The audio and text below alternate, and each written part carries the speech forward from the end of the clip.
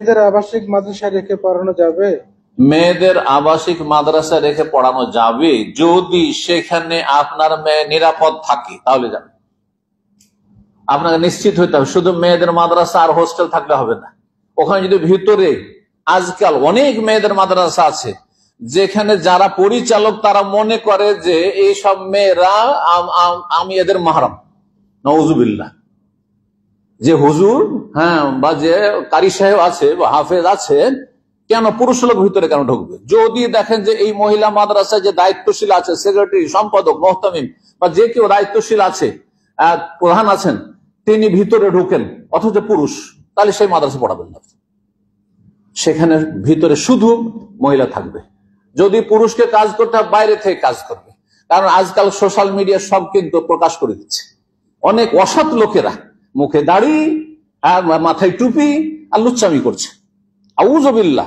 সেখানে আপনার মেয়ে নিরাপদ নয়। কিন্তু কোন জায়গায় হোস্টেলে রাখার জন্য মাহরাম শর্ত নাই।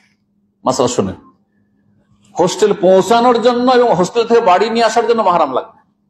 ধরেন ঢাকা এক হোস্টেল আছে আর বাড়ি আপনার ধরেন কুমিল্লা, তাহলে এই কুমিল্লা থেকে আপনাকে হোস্টেলে পৌঁছে দিয়ে আসতে হবে, ছুটি আপনার মাদ্রাসা খুললে বা স্কুল খুললে, কলেজের মাদ্রাসা খুললে, আর নিয়ে আসতে হবে। এখন হোস্টেলে সেখানে পর্দার ব্যবস্থা আছে কি, নিরাপদ কিনা? না, হোস্টেল থেকে যখন তখন মেয়ে বেরিয়ে যেতে পারে। যেমন কলেজের হোস্টেলে যে কোনো সময় মেয়েরা বেরিয়ে যেতে পারে, তাহলে ওইরকম হোস্টেল রাখা জায়েজ নয়। কারণ আমি সাবালিকা মেয়েকে রেখেছেন, কারোর সাথে বেরিয়ে চলে গেল।